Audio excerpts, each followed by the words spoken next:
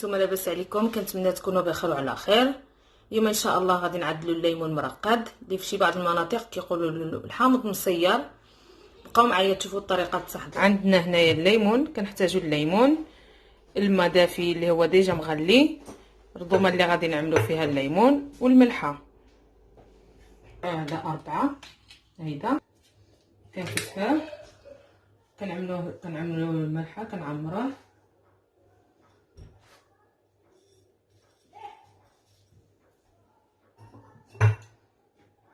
هادشي كنعملو الطريقه هذه، كنعملو هادو كاملين كنعمروهم بالملحه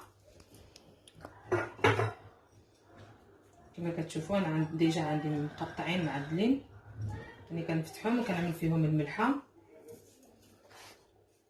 كل ما عمرتيهم بالملحه احسن.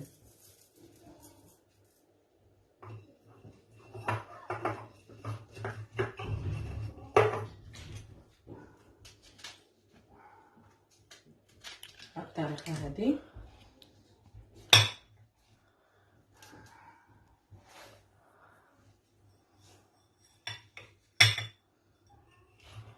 شي كاملين، يعني واخا يجيو مدحسين ماشي مشكل، اصلا هما ملي غادي يترقدوا غادي يذوبوا داكشي.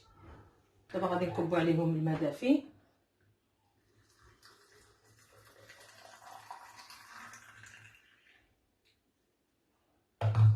صافي وغادي نشدوا عليهم. يعني كنعملوا لهم هيدا بهذه الطريقه هذه. هيدا تقدر تخبعهم، يعني يبقاو لك حتى عام، يعني ماشي مشكل، ما كيوقع لهم والو، حيت كنعملوا لهم الماء دافي يعني كيصبروا، ما كيوقع لهم حتى شي حاجه. ومن الاحسن تعملوا الماء دافي حيت باش ما كيجيش فيهم الغمال. كنتمنى تكون عجبتكم هذه الوصفه، ولا عجبتكم تشاركوها مع الاصدقاء ديالكم. والى اللقاء، نتلاقاو في فيديو جديد ان شاء الله.